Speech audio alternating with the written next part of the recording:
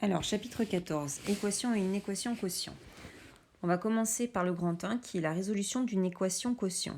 Alors, on a déjà vu la résolution d'équation du premier degré. On a vu également la résolution d'équation produit. Ici, ça va revenir exactement à la même chose. Il y a juste une petite différence.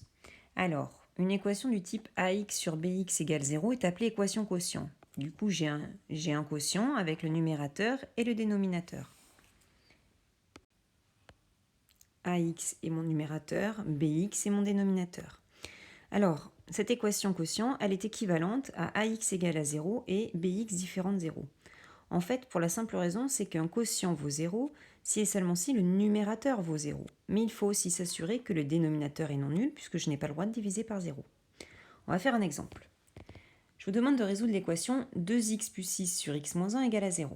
Alors, je vais d'abord regarder quelle est la valeur qui annule mon dénominateur. C'est la valeur qu'on appelle la valeur interdite. Je n'ai pas le droit de diviser par 0.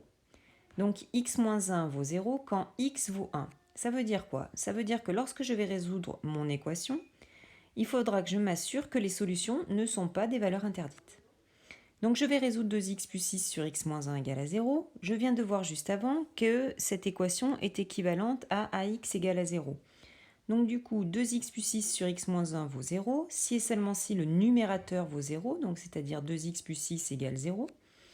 2x plus 6 vaut 0 quand x vaut moins 3, ça fait 2x égale à moins 6, x égale à moins 6 sur 2, donc moins 3. Je regarde, x égale moins 3 n'est pas une valeur interdite puisque c'est 1, donc mon ensemble de solutions c'est moins 3.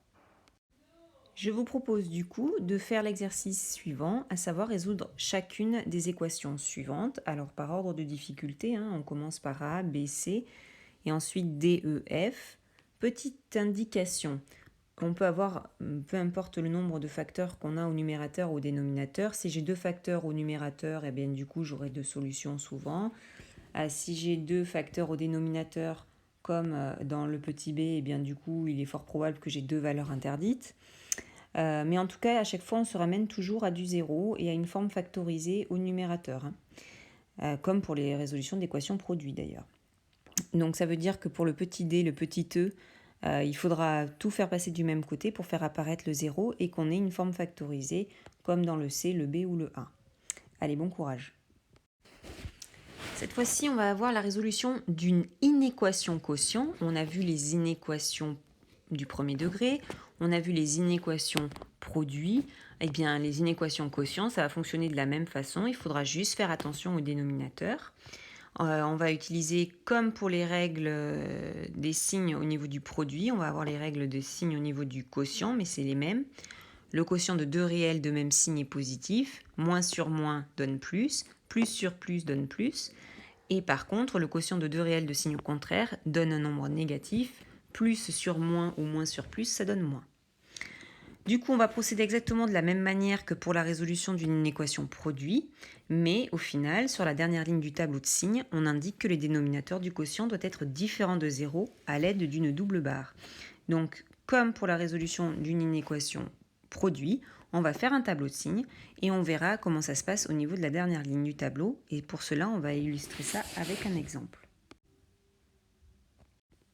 Alors, on va résoudre l'inéquation x plus 5 sur moins x plus 3 supérieur ou égal à 0.